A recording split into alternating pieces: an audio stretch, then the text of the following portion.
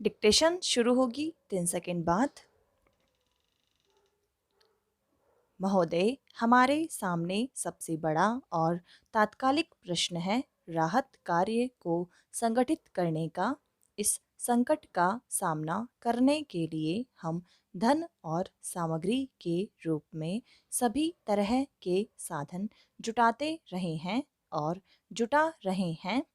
राजस्थान, गुजरात, महाराष्ट्र, मैसूर, आंध्र प्रदेश और त्रिपुरा में राहत कार्यों में 48 लाख लोग लगे हैं। ये कार्य जिस पैमाने पर किए जा रहे हैं वैसा पहले कभी नहीं हुआ था। कठिनाइयाँ वास्तव में बड़ी बड़ी हैं, लेकिन यह पहला मौका है कि सरकार को सहायता का इतना बड़ा काम हाथ में लेना पड़ा है। लगभग 90,000 विभिन्न राहत कार्य चलाए जा रहे हैं। सबसे ज़्यादा कठिनाई जल आपूर्ति के अभाव की है, जिसे दूर करने के लिए कुछ कदम उठाए गए हैं।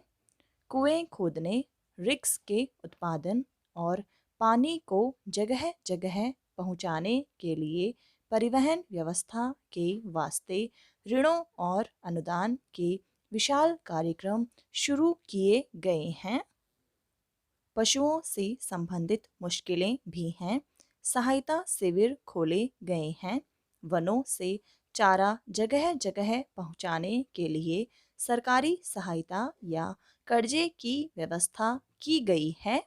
हम चारे की नई किस्मों की खोज का भी प्रयास कर रहे हैं, जैसे गन्ने का ऊपरी हिस्सा।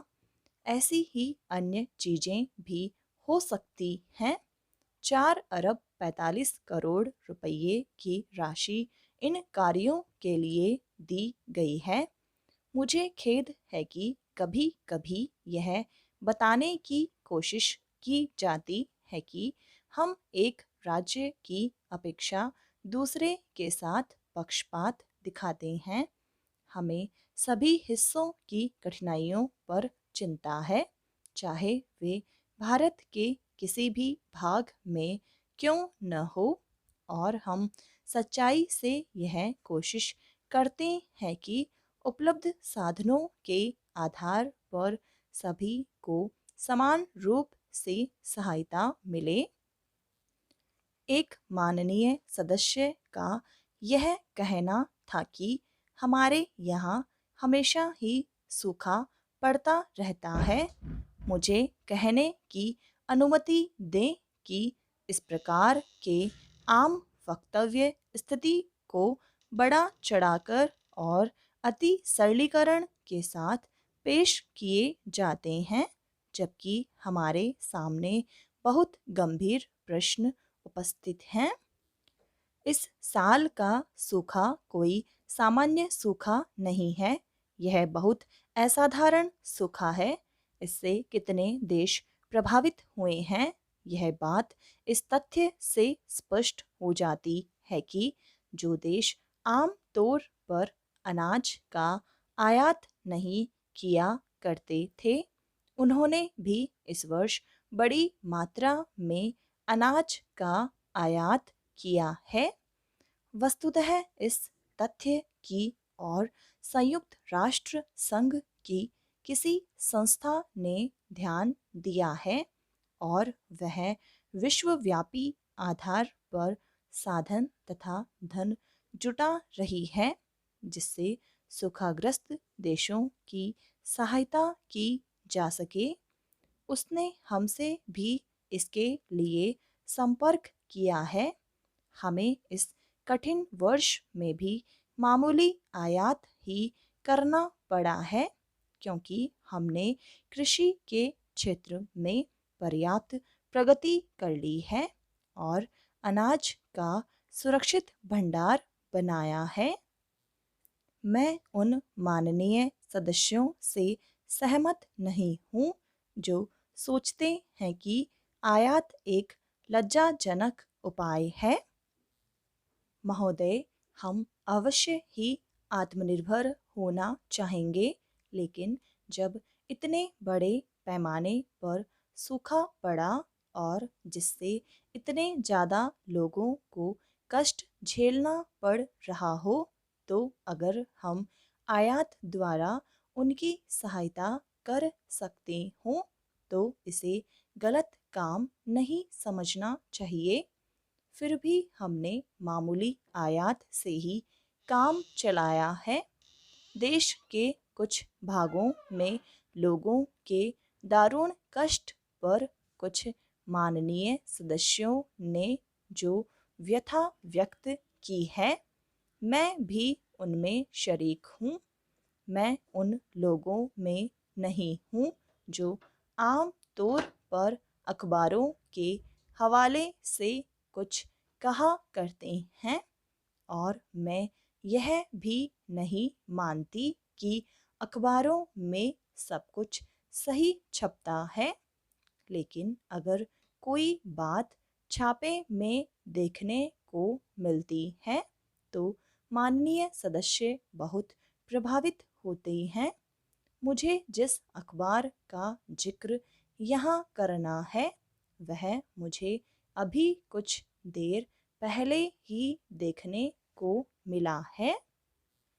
इसमें एक विदेशी संवाददाता ने, जिसने त्रिपुरा को छोड़ सूखाग्रस्त सभी राज्यों महाराष्ट्र, गुजरात, राजस्थान और मैसूर का दौरा किया है, जो कुछ लिखा है वह मैं आपको सुनाना चाहूँगी।